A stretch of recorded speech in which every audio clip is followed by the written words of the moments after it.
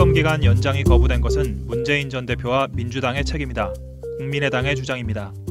황교안 권한대행은 박근혜 대통령의 아바타이기 때문에 총리부터 교체한 후에 탄핵을 진행했어야 하는데 문 전 대표와 민주당이 이를 거부하는 바람에 현재의 상황에 이르게 됐다는 주장입니다. 이는 사실과 거리가 멉니다. 지난해 11월 8일 박 대통령은 정세균 국회의장을 만나 국회에 총리 추천을 요청합니다. 12일 후인 11월 20일 문재인, 안철수 등 야권 대선 주자 8명이 합의문을 발표하는데요. 여기서 이들은 박 대통령을 탄핵할 것을 야당들과 국회에 요청하면서 국회 주도의 총리 교체 방안도 함께 마련해달라고 합니다. 그러자 다음 날인 21일 청와대는 즉각 국회 추천 총리 수용 거부 뜻을 밝혔습니다. 대통령이 제안한 것에 야당은 다른 뜻으로 말하고 있다. 조건이 달라졌다. 즉 대통령 퇴진 또는 탄핵을 전제로 한 것이니 받아들일 수 없다는 것이었습니다. 새누리당 친박계 지도부도 이런 박 대통령과 보조를 맞췄습니다. 거국 총리를 하든지 탄핵을 하든지 하야시키든지 하나만 하라.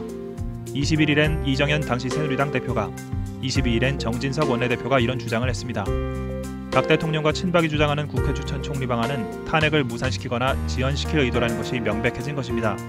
그러나 이후에도 국민의당은 대통령과 여야 3당 대표가 사자회담을 통해 총리를 합의하자는 주장을 계속했습니다. 한편 민주당은 우선은 탄핵에 집중해야 한다는 입장이었는데 이는 총리 관련 논의는 탄핵 김빼기라고 하는 촛불 민심 때문이었습니다. 결국 국민의당도 23일 야권 공조를 위해 선 총리 교체 후 탄핵 주장을 접게 됩니다.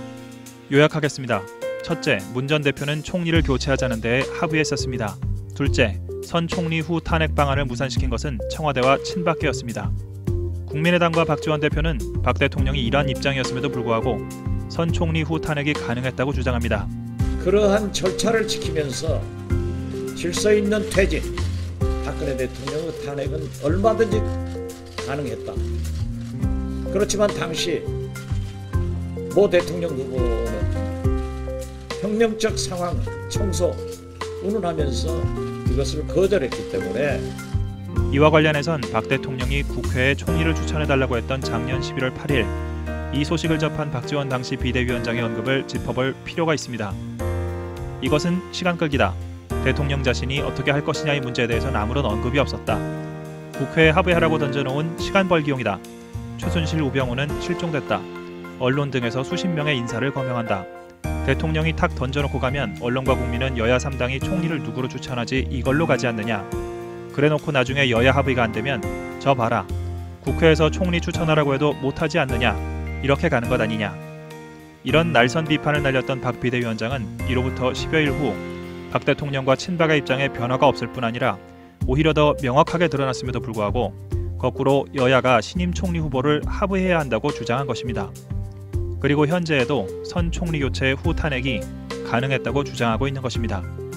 그러한 절차를 지키면서 질서 있는 퇴진, 박근혜 대통령의 탄핵은 얼마든지 가능했다. 황교안 권한대행이 특검 연장을 거부한 2월 27일 국민의당은 이날의 11개의 논평 중 5개를 문 전 대표와 민주당에 대한 비판에 할애했고 그 이후에도 융단 폭격을 이어갔습니다. 그 와중에 실제로 특검 기간 연장을 거부한 황교안 대행은 집중 포화를 피한 셈이 됐습니다.